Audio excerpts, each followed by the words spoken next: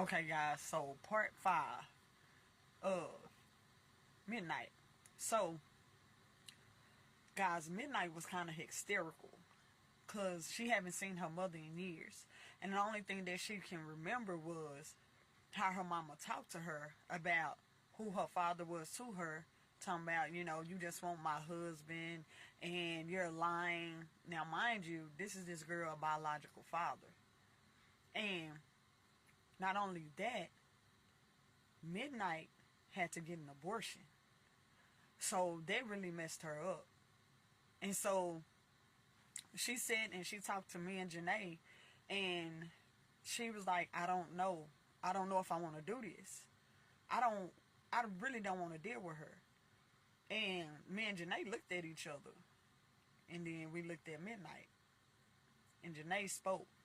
Now, mind you guys, Janae is Creole. Her very intellectual language changed from professional to, hey, baby, you need to go see about your mammies. Because at this point, you got to know what really happened, what is really going on. And the only person that can solve this for you is your mother and your father. Because you're blindly going into a sex change with no real healing involved. You're just doing this because you've been hurt.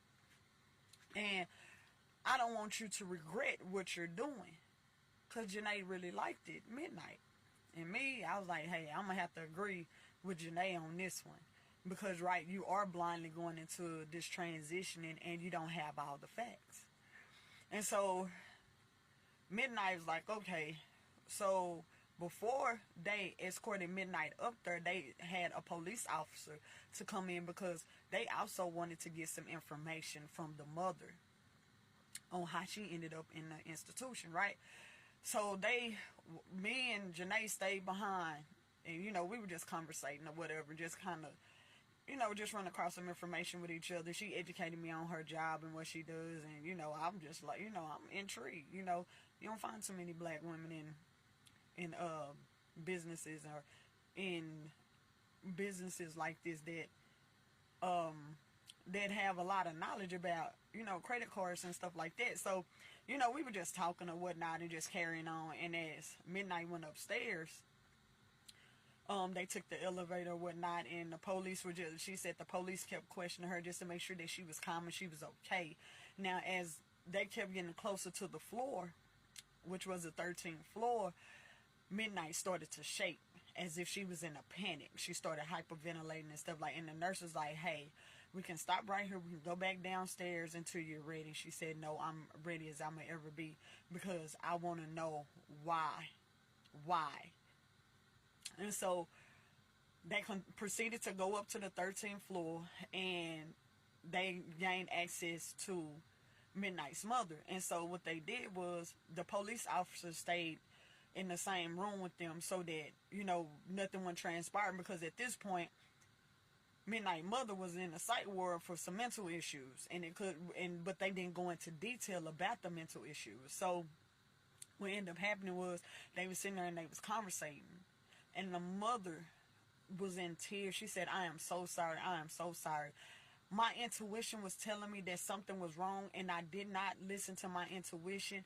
I kept going against it because I thought it was the devil. The devil.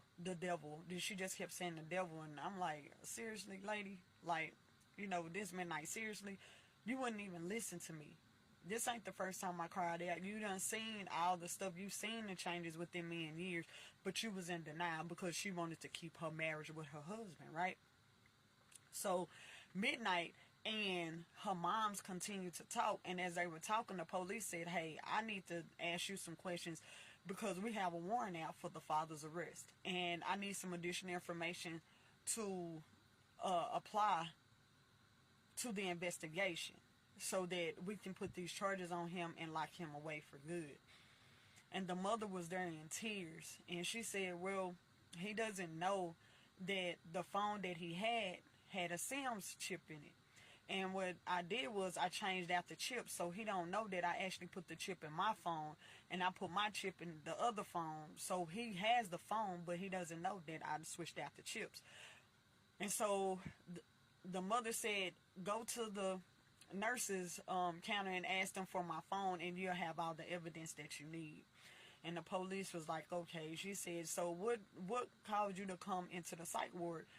And she's told them, she said, hey, when I found out about the videos that he was taking while he was doing this, I pulled out the pum pum and I cocked back. And when I went to release, it got jammed. So we started scuffling, and he grabbed the pum pum, and then it went off. And so what he did was, he aggressively pushed me to the ground, and he grabbed the gun and pointed it at me, and he called the police and say, hey, this lady is crazy. She's crazy. She's trying to kill me. I need help. I need help. And so when the police came, they really didn't listen to my side of the story, because the pum pum was involved. And so they just aggressively handcuffed me, pushed me to the ground, and said nothing, and just took me off, and I ended up in here. Because he said he didn't want me to go to jail. He wanted me to go to a mental institution, because he thought I was crazy. Which is a good thing, because now I can actually speak, and I can talk, and I can tell her what occurred. And the lady and the mother said, there is nothing mentally wrong with me. Now, it is something wrong as far as my mental state, is what he's done to my child. Not only my child, but his child as well. And so the police was like, this is very interesting. Why would a father, a blood relative father, disrespect his child like that? And she said, I don't know. I really don't know. He had an accident about 5 years back that caused some issues to where he was having to take medication. And over time, he got addicted to the medication. So I don't know if the addiction was a part of the situation or whatnot, or what's going on. And he has not been to the doctor since his incident, and since he was released.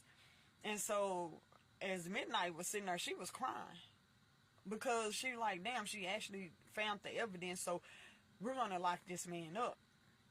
And so with Midnite's father, right? So now, they done call dispatch, and dispatch say, hey, we got some additional evidence. I need you to send a detective that's working on this case out here. And so they sent the detective out there along with an attorney, because at this point, the mother's going to need an attorney, because there was some because the police had to put in the information, and this could result in filing charges against the mother for pulling a pum pum, because basically that is what attempted murder, right? And so the guy was like, I have to write this up, but go ahead and get a lawyer, and I'm going to have the detective to speak on your behalf, and also so that we can get you out of here, so that you can go home and you can be with your daughter. And so Midnite looked at her mother and said, I don't think it'll be a good idea for me to go back there, because of all the memories that I have. Now, Midnite left her phone number with her mother, and she told her that, hey, when you get the opportunity to reach out to me, and I'm going to talk to the pastor, and so we can sit down together, and so we can go through some counseling, because at this point, what I've been through and what I've seen and how I've been hurt is going to be hard for me to forgive you. And so the mother said, I understand it. I agree with you, and I do apologize. There's not enough sorries or not enough apologies for me to tell you how I feel, and that I am so sorry that this happened to you. And Midnite was like, I mean, I don't know. Like, right now, my mind is all over the place. I done got hit by a car, and she was just kind of going over the stuff, and her mouth just dropped, and tears just started running like a waterfall, guys, like a faucet. And if y'all want to hear part 6, y'all know what to do. That part.